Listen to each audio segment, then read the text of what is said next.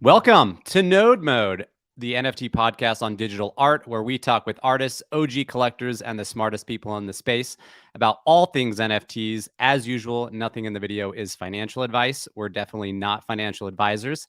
And the NFT space is risky, so do your own research, please. And don't forget to hit that like button, subscribe, and share. Today, we are joined by a man who needs no introduction. If you know my podcast, you definitely know Zeneca. I've been reading his Alpha Pack newsletters since was it like early 2021? I think that you started them. Zeneca, welcome to the show. How you doing, man? I'm doing well. Thank you so much for having me. Really excited to be here. Yeah. Yeah, it's an honor. I mean, I feel like I just want to go straight into the depths of your mind and let's start macro and then we're going to go dive in on the micro. And everyone's wondering, yeah, what my bright outfit is. I'm usually in all black today. I finally Adidas, after about a year, delivered on their tracksuit, so I had to wear it. Bright neon colors. So shout out to Adidas and this like four-way collab that they did that they Yeah. finally got it. So it was kind of cool. But Zeneca, I want to know about let's start with just the way that you think about like how you allocate your funds in general. hmm Like what do you do between NFTs, crypto, stocks, real estate? How do you decide like how you're going to allocate that? It's a very good question. It evolves over time. It's been very much evolving. A while, it just turned out that it was 90% NFTs because prices went crazy, and that's how things happen. But yeah, I am not much in the stock market. I used to be a few years ago, and then actually sold stocks to put into crypto and NFTs, which worked out fairly well, all things considered. Yeah. And yeah, so my partner and I, we bought a house or an apartment rather a year ago or something, off the plan. So it finishes in 6 to 9 months.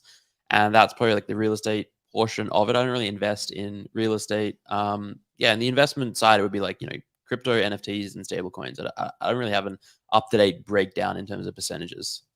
Nice. Well, it feels good that I have a similar allocation, albeit mostly by default, kind of, right? I just hmm everything started funneling towards NFTs, and then it just never stopped. Yep. So that's what happened to me. Absolutely.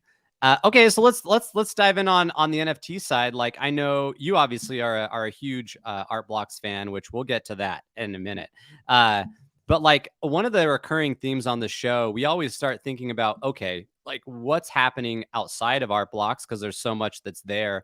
And I'm always trying to figure out, okay, is there an art scene on Solana? Is there an art scene on hmm Tezos? And there absolutely is. We've had people from both, like that represent kind of different platforms on both chains. FX hash. Oh, you're wearing the FX hash right now. Yeah. Okay, so I, you're a I just fan. did a prediction episode with Carly Riley. So I was wearing my Art Blocks hat and my FX hash shirt because I was going all in on Gen Art. Oh, I love it. Okay, so let's start with Tezos because I actually next week I'm having the guys from a podcast. I'm spacing the name. Waiting to be It's signed. yeah, waiting to be signed. Yeah, they're coming on. And I'm excited to chat with Will and learn just as much as I can. What are your thoughts on Tezos? Because there is so much good art over there, in my opinion, hmm and I'm not a huge fan of the chain, but like it's there and it exists and things are working and there seems to be a real groundswell and momentum over there. But it's hard to know, will people accept art from there as much as they do art blocks? What are your thoughts? Yeah, I very similar thoughts to you. I think there's incredible art over there, and the community there is extremely robust.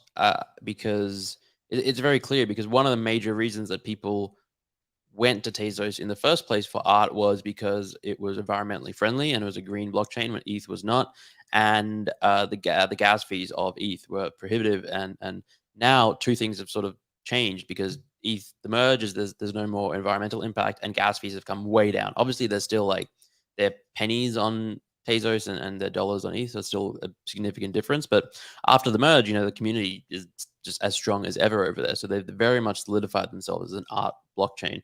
I think that I share the fears. Like, I don't have the same confidence that Tezos will be a blockchain that exists in 100 years, the same way that I do with ETH. Um, that said, I think that's kind of okay. And I feel like, you know, almost worst case scenario, what will happen is the art will get bridged over to Ethereum in the case that Tezos stops or is going to stop or something like that. Something similar already happened with their major ex major marketplace Hen, and they Mm. sort of like disappeared, and then people were like, oh crap, what happened to all the art, and we're able to recover it and salvage it and all that. The thing that I differentiate the most between though is like with art blocks specifically on ETH, and I think GMDAO as well, they have all of the art uploaded to the blockchain, and it is resolution agnostic. And so anyone at any time in history, as long as they have access to a computer with an internet browser and the Ethereum network exists, they'll be able to recreate their art in whatever resolution, blow it up to a billion by a billion pixels. FX hash, as far as I'm aware, the majority is not like that, if at all. I think they generate the images, they upload them to IPFS, and in 10 years, if devices, the resolution gets so much better, they might start to look blurry at high resolutions. And Art Blocks had this event at NFT NYC where they had like a 30-foot Samsung screen and they blew up all the art and looked amazing. Like, I don't think that stuff is possible. So long story short, I would like discount the art on FX Hash and Tezos, maybe like 20 or 30% versus Art Blocks or ETH. But I think there's amazing art on there for sure. Agreed. And it feels like there's still like, do you feel like there's the room to run, I guess, on Tezos and on FX Hash? Because I mean, when I look at it, yeah, prices have gotten more expensive for some of the top tier, works over there, but still it's not even, I mean, you're talking a 30% discount. I'm seeing, it's like the top art on Art Blocks is like almost literally a 10x Mm. over what you see on FX Hash in terms of pricing. So do you feel like what's baked in, like what we see now is kind of baked in, or do you feel like there might be a narrowing of the gap between the pricing on FX Hash and on Tezos and what we're seeing on ETH? Yeah, it's really hard to say because it's not necessarily apples and apples. Like, I think if Tyler Hobbs released a collection on Tezos, and I think he actually did, his first collections were there, and one recently sold, so it was a small edition. But like, let's say, and I know that there are, I think you have to look at like an artist who releases on both platforms, and then comparative sizes, and then there's always going to be differences in collections. But like William Mapan with Anti-Cyclones and Dragons Yeah. is a good example, and I think that they're getting close to, like, I think Dragons is like 6-7K Tez floor, Anti-Cyclones is like 8-9 ETH, and so like that's probably close to that 30% mark, and I think that is kind of where it comes in. So yes, the top collections like Garden Monoliths are not quite like they're like maybe 70% discount for like Fidenza or whatever you want to say is the grails on art blocks. But apples to apples, I think maybe like the same artist releasing a similar collection on both, that is probably around that maybe 30 to 40% mark. Yeah, yeah, I think that's fair, and I think it's probably, yeah, that's kind of how I see it as well. I love that dragons on FX Hash, like William Lafon's. It's really growing. I wasn't the biggest fan when I first, and it's like every time I look at it, it grows on me more and more, and I am, yeah, Yeah. yeah, it's amazing. I know. Okay, so here's, while we're talking generative art, I mean, I feel like this could and probably should be our topic of discussion because it's my I'm happy favorite. with that. Yeah, it's my favorite thing. I like art. You like it. Yeah, you've got the Art Blocks hat there. I, how do you start? Like, how do you go about collecting generative art? Like, what are your criteria? I threw some ideas out in a tweet thread recently, but I'm always curious because it's a little bit different evaluating generative art versus a PFP. And so how do you, take us through your process of when you see something to when you purchase? Yeah, there's a lot to it. I think rarity is something I don't look at too much, and I think most collectors of gen art don't look at it too seriously. It's obviously it's a minor detail, but when it comes to like PFPs, it's probably one of the more significant elements in the collectability of it.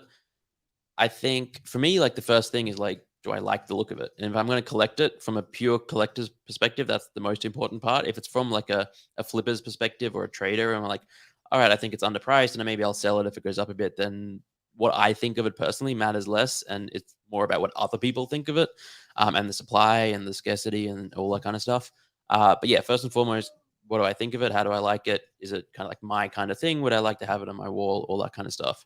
And then I look at the artist behind it, and like, I think this applies to all art, not just generative art, but um, the same piece of art, you you will look at it differently depending on the artist who created it and like their story, and whether it's like the journey that they've taken, the other things they've created, maybe their evolution as an artist.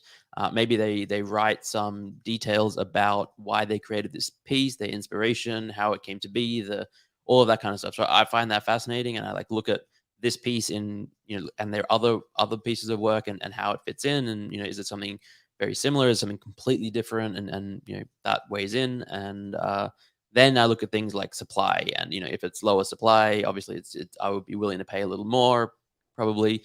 And I also look at this is probably higher up in the list. I just neglected to mention it, is like how the whole collection looks together. Like if you have Hmm. 1,000 piece collection and like 800 of them look kind of the same, that's not exactly a great generative art collection to me.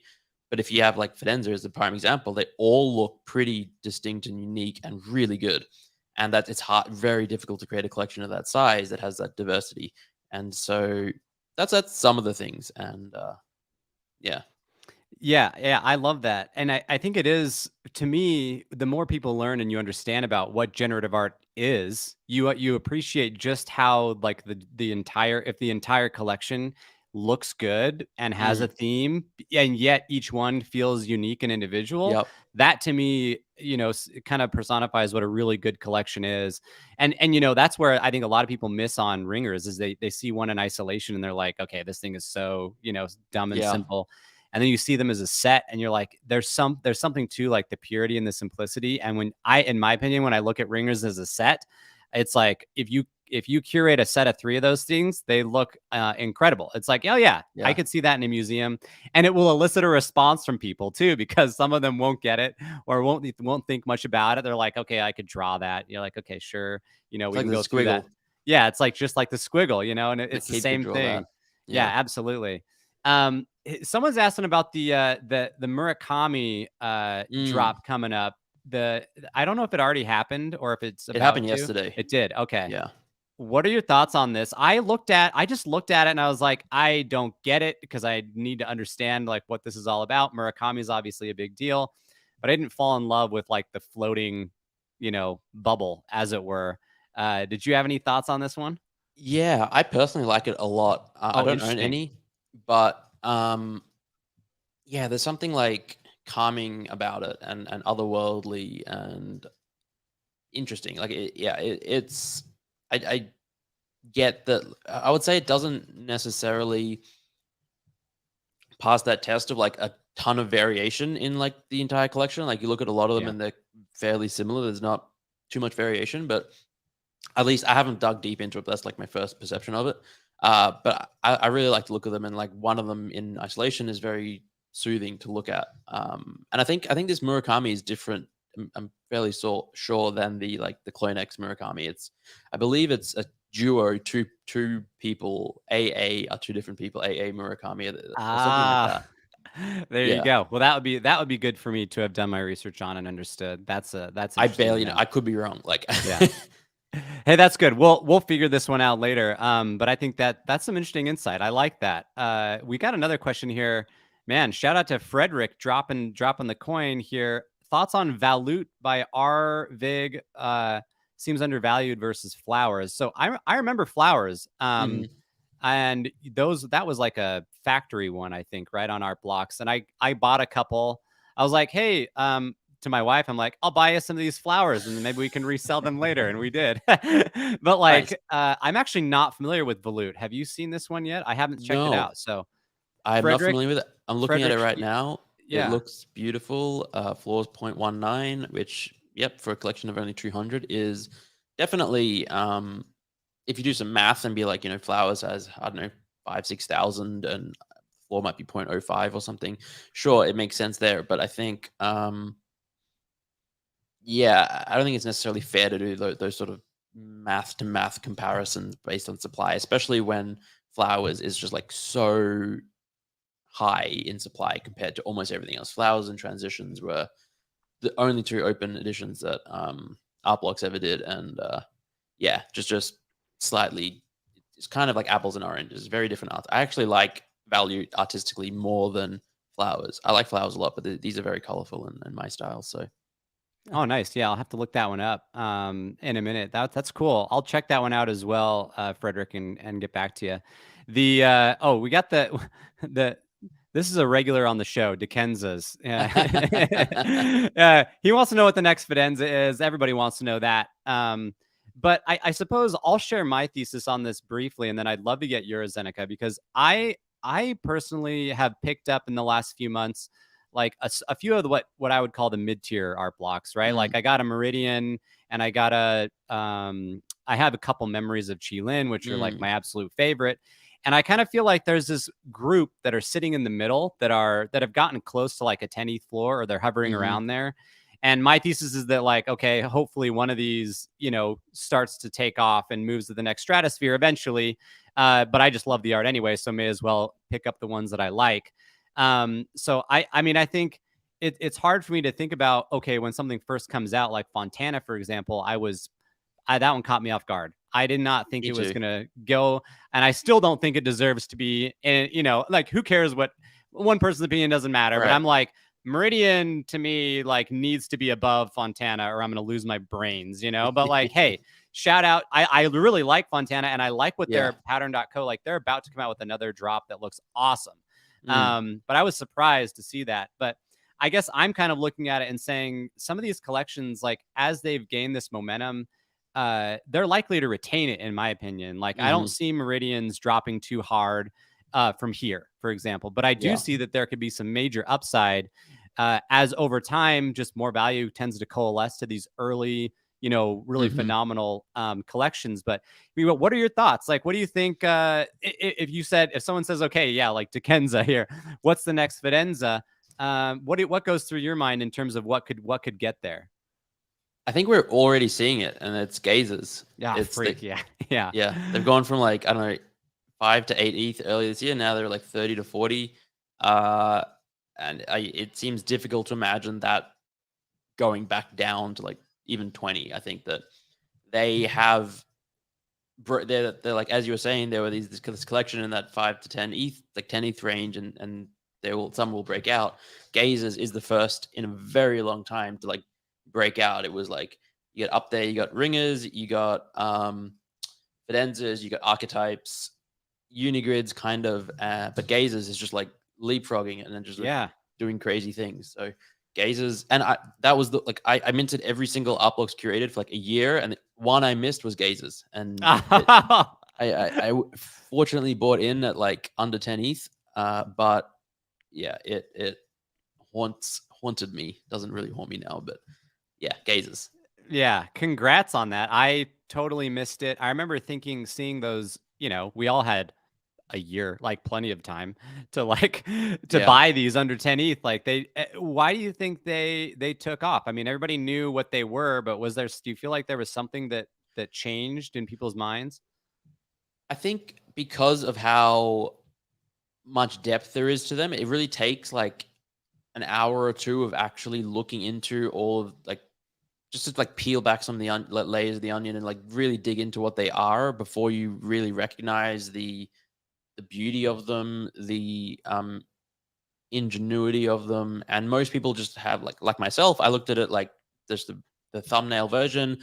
It was in the bear market last year. I was busy and I was like, maybe I'll give this one a miss and check it out on secondary. And then before I knew it was like 5 ETH on secondary and just already went crazy. So I think it's because the first impression is not as impressive, but then as you take the time to look into it, that's when you fall more and more in love. And it's creating this like cult like following where it's just like a lot of the holders are just like literally never gonna, like, they're already talking about passing it down to the children because it's based on this, like, it's going to be evolving literally forever. And it's crazy. Yeah. Yeah, I agree. It's interesting because there's a number of projects that are cool like this, that they're dynamic and they evolve over time. Like Mutant Garden Cedar is also like an I interesting love them. example. I owned one of those and paper handed them back in the day. But like I felt for a long time, I felt like people never really appreciated like the Mm, innovative side. versus, okay, does it look really great Mm-hmm. right now immediately, and how much is this innovative, blockchain evolving stuff really matter? And it Mm-hmm. feels like people finally came around to that idea, that it does. And so I wonder if that meta might continue, where people are going to appreciate the tech behind things, and Mm. appreciate the evolving nature. Whereas before, I think we were simply, hey, if it ends up looks pretty, I can print it off and there it is, right? Yeah, So yeah, totally I'm agree. yeah, cool. That's interesting. We got in some good questions here in the crowd. Ian's got this one, so I want to run this one by you. Five squiggles or one CryptoPunk?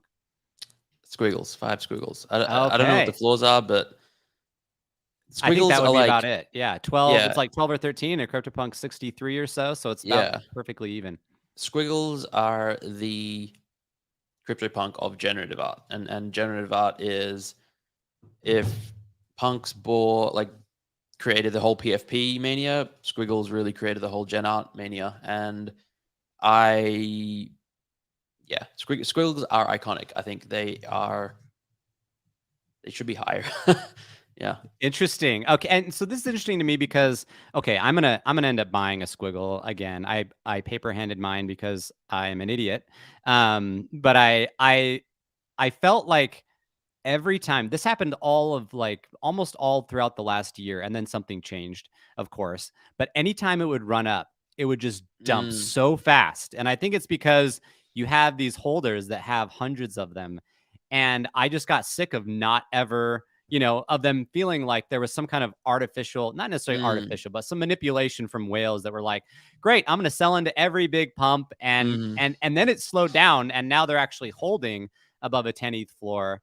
I my only question on these is supply. And do you still feel like, it's 10,000 or whatever? Like that's not a big deal, because you look at any other generic collection, they're basically 1,000 or less. Mm. Do you have any thoughts, or you're still like, nah, it doesn't matter, 10,000 is fine? 10,000 is still nothing in the grand scheme of things. Yeah. I do agree though that the distribution and having like so few unique holders and like there's one person who has 1,000 of them, and there's like several people who have Oh, like 100 really? plus. That's crazy. Yeah, and like that is the part that like irks me out a little bit, but it is also like it's like a double edged sword, right? Like in some instances, it could be 1,000 that's just off the market. If they didn't sell at 1 ETH or 5 ETH or 10 ETH or 13 ETH, maybe they're not going to sell ever. Maybe they're planning to hold these for 100 years. Maybe they're like it's hard to know exactly.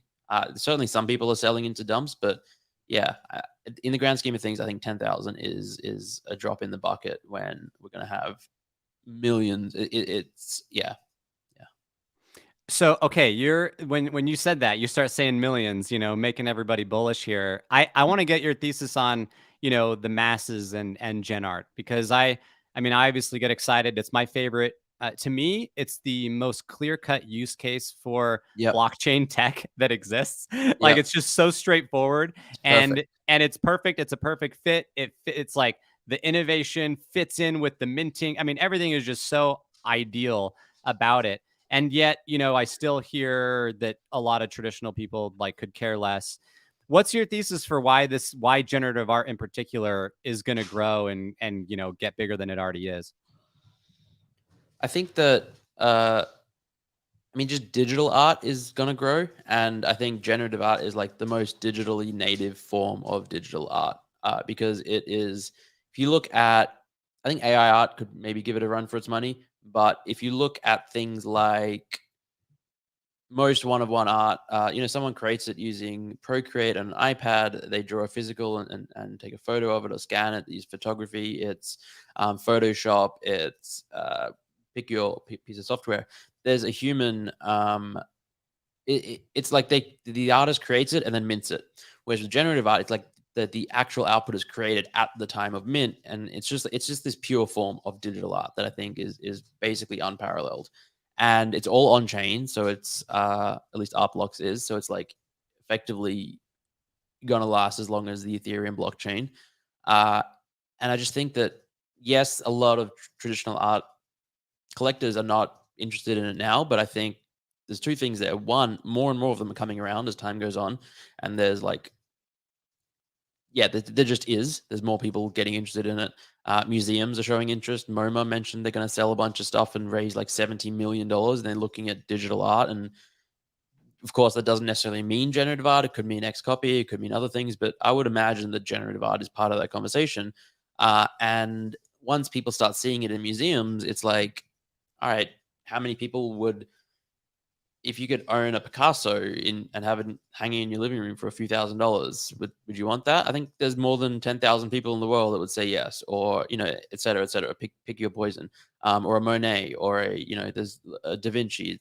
That's a really crazy example because he doesn't have many, but et cetera. And so I think that is one factor, and the other is that there's so many more people that are just becoming art fans. Like I didn't care about art 2 years ago.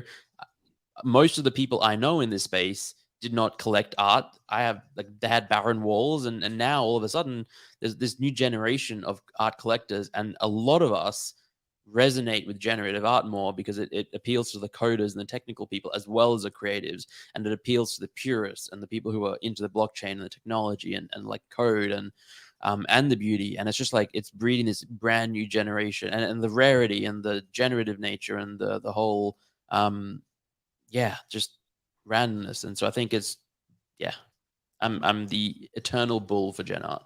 I love that. Makes me feel very good. The Another question, Sarah Script. Shout out to Sarah. She's a really great artist herself. But Oh, I love wants to know if Sarah. there's any Gen artists you love but don't yet have in your collection. For me, it's William Apon. I'm gonna Mm. pick up an Anti-Cyclone at some point here. But yeah, go ahead. What about you? Dmitry Cherniak. I do not have a Uh, ringers, and I love it's like dragons, where initially, like you said, you look at one, it doesn't really appeal to you, you don't really get it. As you start to look at the entire collection and other generative art and appreciate gen art, it's one of those things that grows on you. And yeah, I just that's the easiest answer for me. It's like I love Dimitri's work, and I do not have a ringers or any of the other pieces. Yeah, I gotta give DC Investor a shout out because he inspired me to buy. That was like my second or third purchase was a ringer when they were like Mm, 4 ETH, and I was like, nice. yeah, I'm gonna buy one of these things, and like it's like the that's like one of my only good buys was my ringer back in the day but I held it, and it was interesting Nice. because I've been holding it for what like over a year and a half or something at this point, and it's so much easier for me to hold on to art than it is to hold on to PFPs or anything else. So, Yeah. oh, Sarah says hers is Emily Shia. Absolutely, she's my favorite artist. Yeah, I she's fantastic. Memories is absolutely incredible. What are your thoughts on? I mean, we were talking about Dimitri. What what added to my respect to him as an artist was watching his process for Light Years, that collection that he just did, Mm, and he dropped like a nice video and documentary that like explained like his mhm. whole process, and it's incredible. And I think that collection looks amazing. And I was just bummed that I was too poor to jump in on that. Did you happen? Oh, you didn't happen to grab one because you don't have any of his work yet. So I did yeah, not, unfortunately, but yeah, a lot of respect for that and the way he worked with um, the estate and everyone to bring that together. It was, yeah, very awesome. yeah, it was really cool because he literally worked with an entire estate of this artist, and I'm forgetting his name, but he was an inspiration to Dimitri, and obviously a lot of work that's going on now. So we talked a lot about gen art. What about just regular, not regular, I guess, but just Mm. digital art in general? Like, do you own X copy? Are you a fan? Who are some of your favorite just digital artists that aren't involved on the generative side? I am a fan of Xcopy. I own You some can't not editions. be. If you're not, then it's like, Yeah. who are you? You don't belong here, right? Well, I mean, the first like 6 months in this space, I was not. I was like, I don't get it. It's just Oh like yeah, flashy same. things. But Yeah. like everyone, then you realize the history and everything else, and it's like, oh, okay, now I get it. And now I love it. So I own some editions, Max Payne, and the most recent thing by the memes by 6529, Xcopy had one in there, and I got one of those. Um, some of my favorite artists, Sarah in the audience, absolutely love her work, and I mean, I'm just generally a fan of anything to do with font, typography, words. If you look at my art blocks collection, the sets I have the most from are a Zeneca, Parabellum, Letters to My Future Self, um, uh, Fake It Till You Make It, things that have Yeah, I Yeah. love words and text. So Interesting. Tell me more about Fake It Till You Make It, because that one was like not well received initially and has since kind of gone up a bit. oh, I I didn't was like it, but tell me why. Like, help me understand I because I'm a it, simple guy. one of my favorite drops. It because it was so different to the rest. It was like this Yeah. meta. It was like making fun of people, Instagram influencers Yeah. with fake positivity, and everyone was mocking it, and I got I got 27 of them at like point Dang. one or point Genius. two rather, and it's just I was like, but I did the same with the Seneca, and the Seneca has not gone to the same crazy floor price, but just anything with words, I love text fonts. So, but some of the other artists I love, DK Motion. His stuff is Oh, yeah. fantastic. I own a couple of his editions. Nothing like on my bucket list is a 101 DK, a 101 X copy, a 101. My favorite artist of all time, I think, is Alpha Centauri Kid, ACK. Mm. Just I don't know what it is about his work. It's just really resonates so much with me. He did one piece with for the memes by 6529, Dali's Revenge, and it's just like he did it like 6 months ago, and it's like this computer with humans floating in blood and like sees the humans of production instead of sees the memes, and that was just his commentary on society and everything, and is really, really, really cool. Um, who else is there? Grant Yoon, big fan. Yeah. Claire Silver, absolutely love her AI work. I was just listening to the podcast she did with Proof earlier today.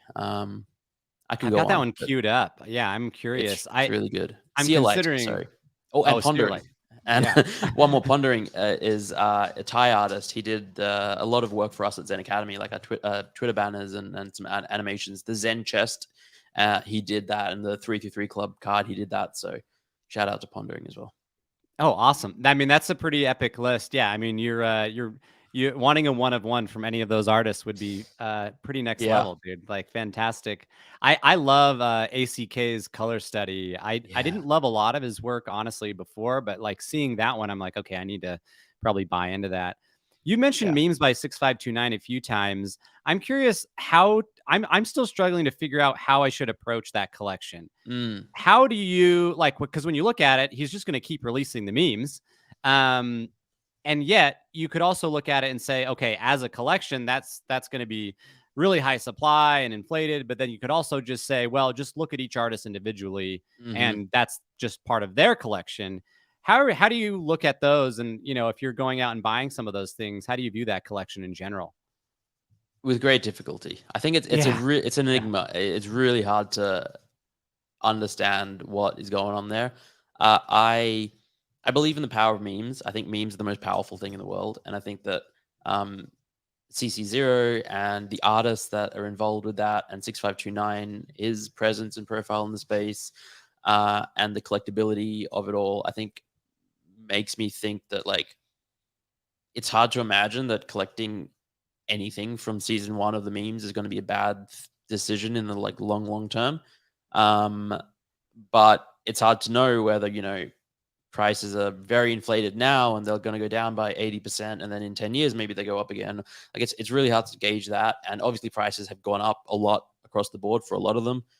um yeah, I mean, I just love them though. I absolutely love them. I need to put together a full set. I do not have one, but seems like something I want to do at some point.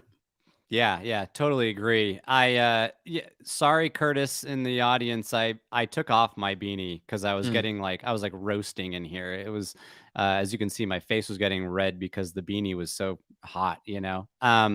Damian Hurst, we got a question mm, there. I never got into the currency because it didn't really fit it's almost like a generative art collection because he mhm. used a system of people, like Yeah. he used a system to create them. But it just everything looked too much the same to me. So Mm, I never got excited. I missed the boat on that. But what do you think happens now? I mean, he's done the burn. People have their physicals. mm. What do you think happens with that collection? Yeah, I think it'll perform well long term. I mean, Damien Hirst is one of the most prolific living artists for sure, and definitely one of the great artists of the last century. Um, yeah, I shared similar things where it's like they're all the same. I think the physicals are going for more than the NFT versions. I think that's probably likely to continue to happen. I think it's a cool collection. I love that this was like, he was fairly early to experimenting with NFTs, and he was very open minded. And I think Yeah. he was actually critical, and he thought NFTs were a little bit like nonsense, and he thought surely almost everyone's going to burn this NFT to get a physical, and then but he was willing to run the experiment and very open minded if you hear him talk, and so um, yeah, I'm a fan, and I think a floor of 3.9, it's actually not that much above mint price. Like it cost $2,000 to mint, so at the time it was like zero point 0.5 ETH because ETH was back in the glory days, RIP. But now it's like, sure, it's gone up like 2x, which is a lot. But you look at a lot of the other things, like Squiggle gone up like, I don't know, 100x or something crazy. So yeah. Yeah, no, I love that. Thanks for sharing those thoughts. So you mentioned the Zen chests. I'm going to pull these up on screen here. Check it out. I got 20 of these bad boys. I love it. So Pio actually just texted me. He wants to know a little bit about the process here on that. Actually, I probably shouldn't share my texts with him. But what I'll do is share the I want to share. He wants to know about like your process for burning them. So the why do the extra step? So we had to burn our letter to get the chest, and then we're gonna get to burn our chests to get the PFP, right? Is that how Hmm. it's gonna work? So Hmm. why the extra step? Why didn't we just go letter to PFP? Was this just an extra layer of excitement, or was there something technical that caused you to do that? It was partially for excitement, but partially because ERC 1155s are just not great. And we wanted to move to 721s, and we wanted to give people a unique ERC 721 that they could then decide if they wanted to open or not, like the Renga black box effectively. It's not super innovative, but I think it's a really cool concept that works. It breeds excitement, it breeds fun, it breeds rarity. And yeah, I think we just want to give, like, there's just ESC 1155s have a lot of problems. It doesn't show up. They don't Yeah. show up on tracking tools. No one can sweep them if they want to sweep them. You got to buy one by one and click through. Um, it's just they're just more complicated. And so because if we look forward 2 years from now, we imagine a lot of people are going to want to burn to get their PFPs, but some people are going to want to hold and not burn, right? Um, we would want for the things that people are holding to be a chest rather like an ERC 721 rather than 1155. So that's the gist of it. But yeah, definitely an element of fun, like something to tide people over because we already had to basically do that step for the 333 club token because moving from the 333 club letter to a ERC 721 pass, like that pass is like the last step. Like that does not get burned for something else. They get to claim PFP chests, but they keep the pass. So because we were already doing a burn for the 333 club, we thought we might as well just add the chests in so everyone gets to take part in the process. And that's a variety of reasons, but yeah.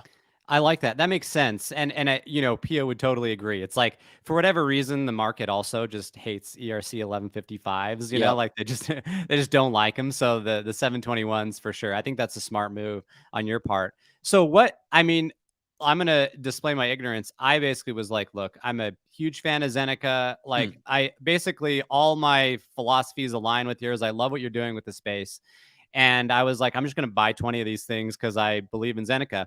But tell us about like what is in store for people that actually own these chests or that are thinking about it.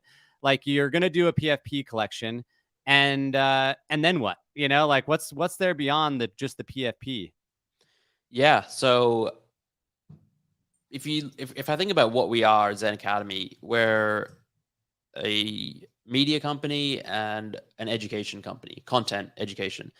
And so we're working on a variety of courses and experiences, communal experiences, where having like a 333 Club NFT or a PFP, Zen Chess PFP on the same level will get you access to being part of courses, cohorts, communities that can learn together and get sort of access to specialized content is like one part of it.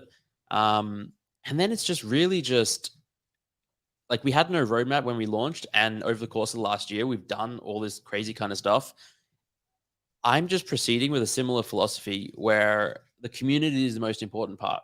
And we don't have a direct line. We're not saying we're going to create a token and get sponsorship revenue and then distribute that to token holders, and there's direct utility that way, or this, that, and the other. But it's basically, maybe we do that. I don't know. But like, there are infinite things. Like, we can create tools and software and maybe give free access to holders. Maybe I want to do like an in real life event, like Zen retreats is something I really want to do. Like, conferences are great. But they're all in like large cities. You got Miami, you got New York, you got LA, you got Vegas, wherever, Dubai, London. And those are fun for people that like to go partying and be part of big venues. But I would love to have an event where it's like in nature. It's like much smaller. There's workshops. Maybe there's like hikes and meditation and yoga and healthy food and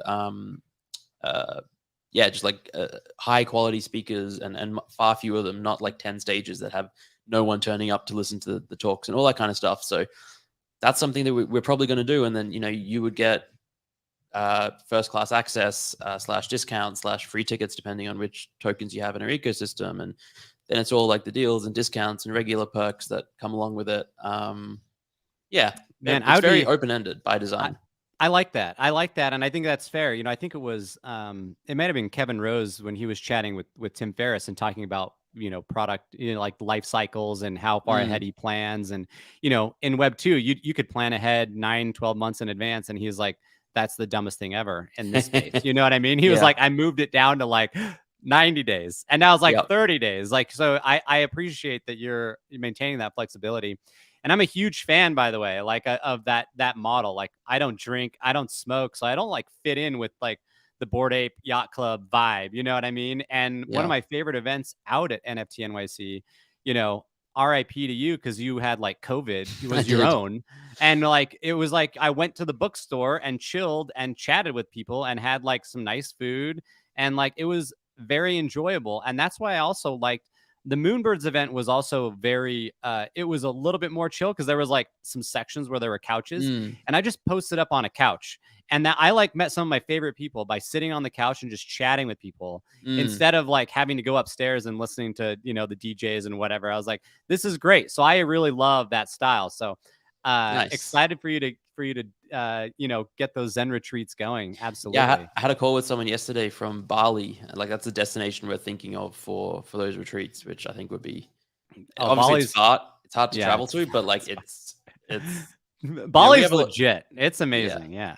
You can't go wrong out there. We got community in Southeast Asia and Australia, all around. So it's like, it's a little less convenient for those in America and Europe, but maybe we do multiple around the world, and that's definitely higher on the list of destinations.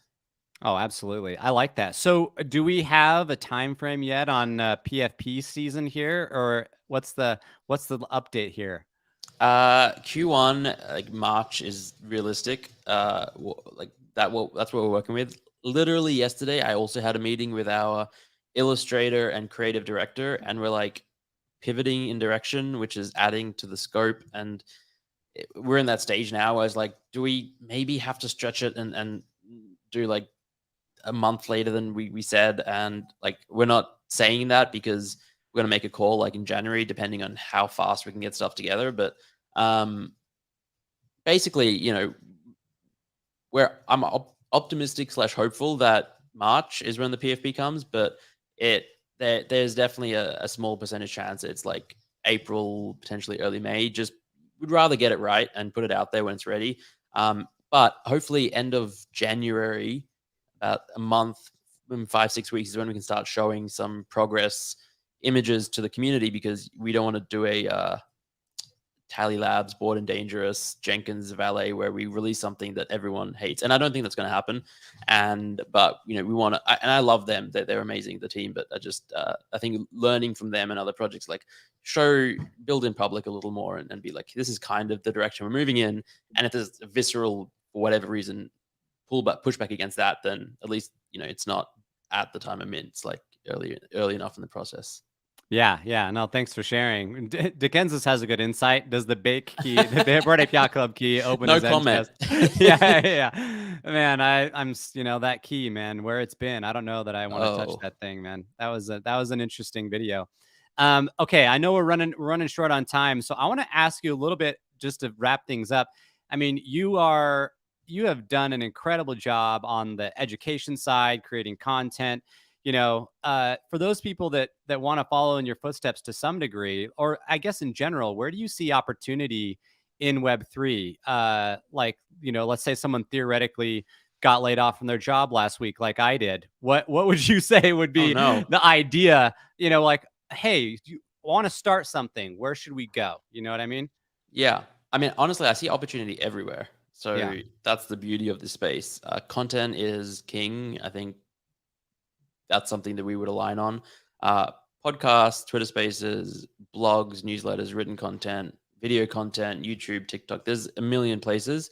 Obviously, we're in the depths of a bear market. Engagement's really low, and it's difficult to really grow a massive following right here and now. But it's a good time to sort of hone your skills and get better at knowing how to create this content, so that when things turn around, you're like one of a handful of main um, just brands and people and identities that can rise with that upside. The other alternative is to make a slight pivot and move to like creating content around AI or something like that, which is really in vogue right now and taking off.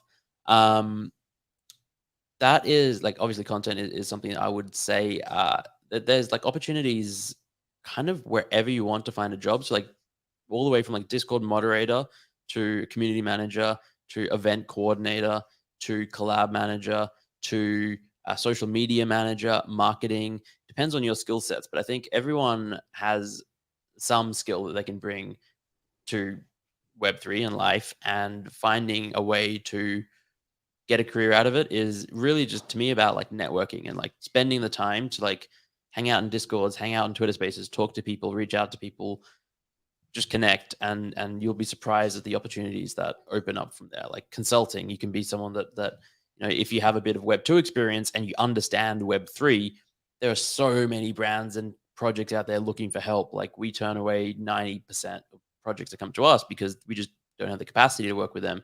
And I speak to people all the time who run consulting agencies in Web 3, and they're like, yeah, we just get hit up all the time and we just can't work with them. And like, you might think that you're not experienced to give advice to like a company or a brand wanting to enter the space, but then you have a conversation with them and they don't even know what MetaMask is or what gas is, and you're like, oh, hang on, I know a lot, I can teach you what you need to know, and also like what not to do. Like I say every company needs a degen on the team. Like tell Yeah. them, like, don't do this, is a shitty cash grab, the community is going to hate this, that price is too high, don't do that, etc., etc. I love that. On one last question from Pio, he wants to know about LinkedIn. Like your thoughts are, have Mm, you started doing content on LinkedIn? I used to put out content there a while ago and I got crazy engagement, but I just don't love hanging out there. And so I just like pieced out during COVID and jumped into Twitter full time and love yeah. it here. But like the reality is like you can get incredible engagement over there. Have you started creating content over there and what are your thoughts? Similar story to you. So I started about 6 months ago in June because I was hearing a lot of people say that LinkedIn was like the next social media platform was going to pop off, and in many respects, it has been. They really, I think, prioritized content creators and shifted the algorithm a bit, and it's less just a place to go to find work and more of a social media platform now. And I was getting crazy engagement when I was initially like, I remember there was a time when I hit like 300K followers on Twitter and I had like 3,000 followers on LinkedIn, and I was getting more engagement on LinkedIn than on Twitter. And I was like, Yeah. what the hell is happening? Eventually that kind of stopped and dropped off. And I don't know if they changed their algorithm or something, or just like the market tanked even further. But there's definitely value to putting out content on LinkedIn, even now with the change of engagement and all of that, because it is a different audience. And so there's so many people on LinkedIn who just aren't on Twitter, and they are like Web3 curious, they're NFT curious. If someone's following you on Twitter or like on Twitter following NFT people or crypto people, they're like, there's a reasonable chance they've like drunk the Kool-Aid. They're like curious. They've taken some steps. Whereas on LinkedIn and like YouTube and TikTok and other platforms, you catch them like a step earlier, where it's like, all right, Yeah. that Twitter is not a platform that they've used, but that they work for a company, they use LinkedIn to check and chat with work people, and their company is now exploring Web3, and they're like, oh, let me see if anyone on LinkedIn is talking about it, or So there's definitely value in LinkedIn, but I totally like. Just the amount of DMs on LinkedIn from people who are like, "Hey, just can we jump on a 15-minute call?" I just Garbage. can't. I just Yeah. can't. Yeah. I totally am right there with you. The problem is like, yeah, there's just all of the DMs there are just bad. At least on Twitter, the spam DMs are just all you can just lump in a bucket, and then you have a few people that want to actually talk to Mhm. you.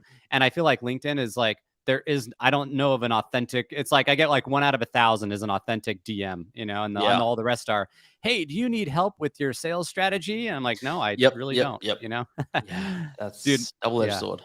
Yeah, love it. Well, man, I really appreciate you joining. Everyone, you're already following Zeneca, I'm sure, but check out his project. I mean, I'm a big fan.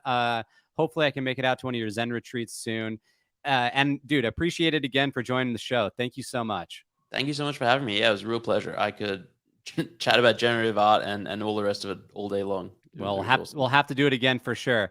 All right, everyone. We'll catch you later. See you next week on Node Mode. I'm going to have the guys from. I'm already waiting to be signed. So yeah, should be exciting there. We'll chat with you all soon. Later.